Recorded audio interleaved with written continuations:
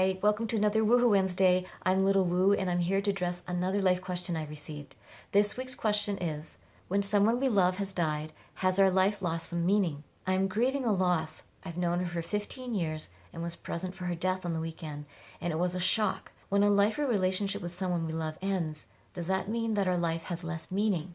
Firstly, my heart goes out to you, to your friend, to her loved ones, and to anyone who's gone through this rite of passage. Even though we might feel some relief that they're no longer struggling or suffering with earthly matters, we are the ones who remained in this world, and we have to find some way of continuing without them. It's natural to feel some sort of loss or grief, no matter what your beliefs are. Even if you are believing in eternal life in some form, or you believe that we are finite beings who only exist in physical form, we must all get adjusted to the fact that our loved one is no longer with us in physical form. We're going to miss so many things about them: their smile, their way of being in the world, the way we interacted together or engaged with each other, the adventures, the laughter, the stories, the affection, the way that they cared about us, the way that we held them. Those are all things that we can't help but miss. We might even miss some of their challenging quirks and qualities. Things that were annoying about them might actually become endearing in our memory. Rough times becomes nostalgic times. Sometimes we have unfinished business, unresolved matters, or unspoken things that we feel sad or regretful about, but those are things that can also inspire us to change, to heal, to make amends, or to grow. Their death may also be a reminder of our own mortality and trigger us on an existential journey where we think about the meaning of life and death more profoundly, or we might think about what's most important to us. During this very tender chapter, I highly recommend doing some self-care.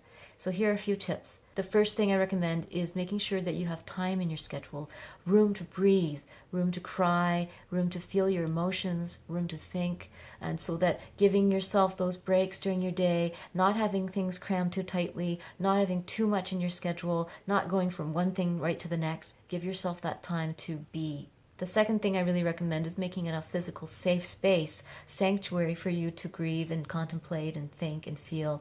And so having indoor spaces and outdoor spaces and having a variety of places to pick from is really important, because depending on your day, depending on where you are, you might need quick access. So if you're working, you might want to pick a few places indoors at work or outdoors. Might be a little quiet restaurant that you can sit.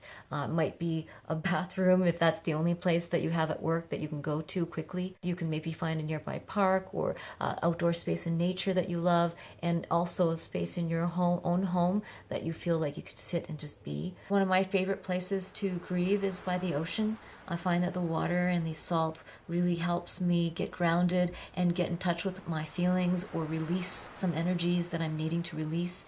It's such a beautiful place for me and very contemplative. For you, it might be the forest. The third thing is to gather some support. Make sure that you let your friends know, your family know what you need at this time. Don't be afraid to ask. People are wanting to help and support you. They just maybe need to know how you like to grieve and what kind of support you like to have, because not everyone wants to talk. Maybe some people just want to be held. Just let your feelings be known. If you actually need some quiet space, sometimes after someone has passed, you actually don't want to talk to anyone for a while, and that's totally okay too. Now, you might not even know what you need, because this might be the first time you've grieved, or you've never really explored what it means to grieve and what it means to lose someone. And so this is a time of self-discovery as well. The fourth thing I recommend doing is some kind of blessing ritual. The ceremony of life or memorial is a service that is meant for the community, for the family, and for the group who knows this person. But you can do your own blessing ritual that is just for you. The first step in this is to acknowledge in your ritual what you loved about them, what you'll miss about them.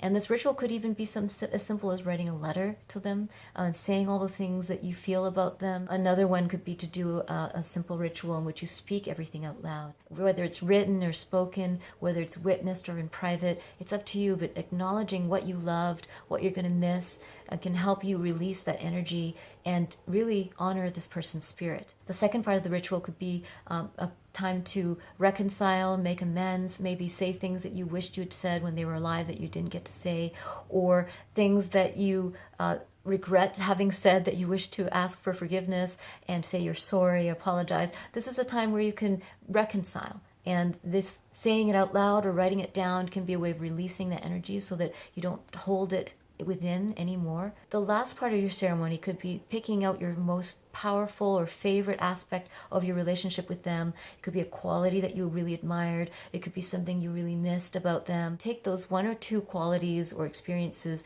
and then decide what is the meaning in that for you, and how can you continue to honor that meaning in their memory. If their kindness brought meaning to your life, then maybe you can find ways to do some kind of kindness project, or you can maybe embody kindness in your everyday life more fully. Bring that energy into your business, or you can bring that into all your relationships. You can exemplify kindness like they have. You can be very creative in how you bring their memory alive. The quality you cherish the most about them can be brought out in so many different ways. I hope this ritual gave you some ideas on how to bless this person's meaning in your life and keep that meaning alive. If you've lost someone and you want to take a moment to think about what blessing, teaching, or quality that they gifted you with that you would like to keep alive in your life and you'd like to share with me, please post on my comments. I'd love to hear from you. I'd also welcome your life questions. Please email me at treasures@littlewoo.org and join my email list when you visit my website, littlewoo.org. Find the octopus and you can join by adding your name and email address. You'll get my weekly video, news of classes or giveaways. Mwah.